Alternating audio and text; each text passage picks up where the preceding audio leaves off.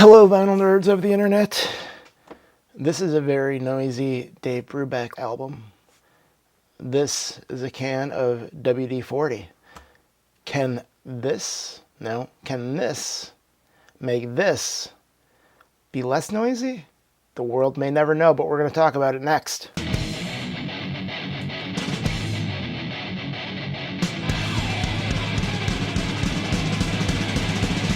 6 in the morning. All right, so I saw a video of a gentleman taking a very noisy record,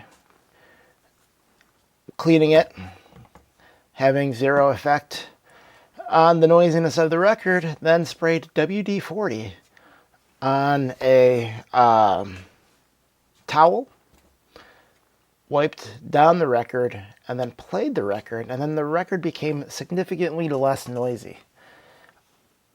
I was like, wow, that's a really interesting concept. I wonder if that works. And then I bought this Dave Brubeck record that it says here, near mint VG+. No, it is extremely noisy. Lots and lots of surface noise. So I figured I didn't pay a lot for this record. I can try this WD-40 trick on this and see what that does. So immediately people are going to say, well, is that a good idea? Spoiler alert, I think the answer is no. It's not a good idea, and we'll talk about why. So I played the record. I actually did recordings of this. I took the record, I played it, I recorded it.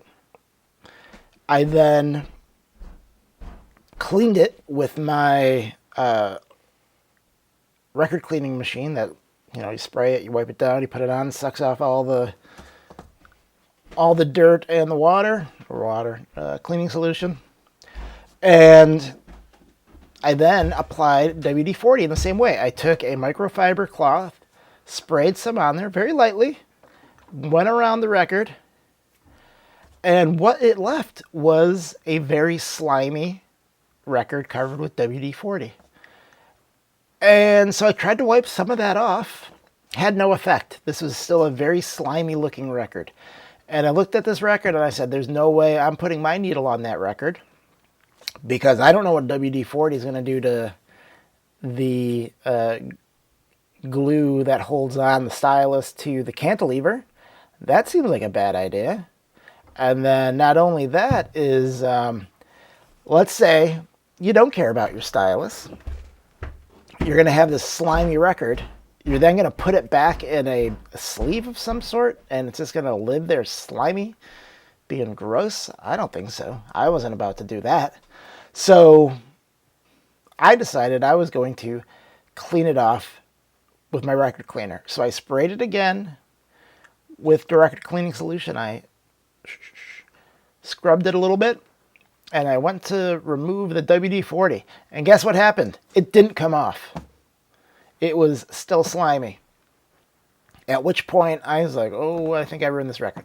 So I ended up taking, I went to extreme measures to try to bring this record back to life. So I ended up covering it with dishwashing detergent and just rinsing it off in the sink. Because at that point, it was kill it or cure it. And in the video the guy he actually cleaned the record off, and then the record still had the properties of noise reduction. And so I played it. I'm like, oh, maybe now it'll actually sound better. It did not. So all of the sound clips, you're never going to hear them because there was literally no difference. There was no difference between the original to the cleaned to, I never played the record with the WD-40 on it, to the removed WD-40. It all sounded the same. I don't recommend this. Have you tried this? Has anyone seen that video? Has anyone tried this? Like literally drop the needle on the record that's super slimy, covered in WD-40. I don't see any value in it. The only way I can see a potential value in it is if you have a record that's super duper rare and is super duper noisy, and you just want to record it once on a stylus you don't care about, and you want to just digitize it and then throw that record out. That's the only way I could see that this would be even remotely a good idea.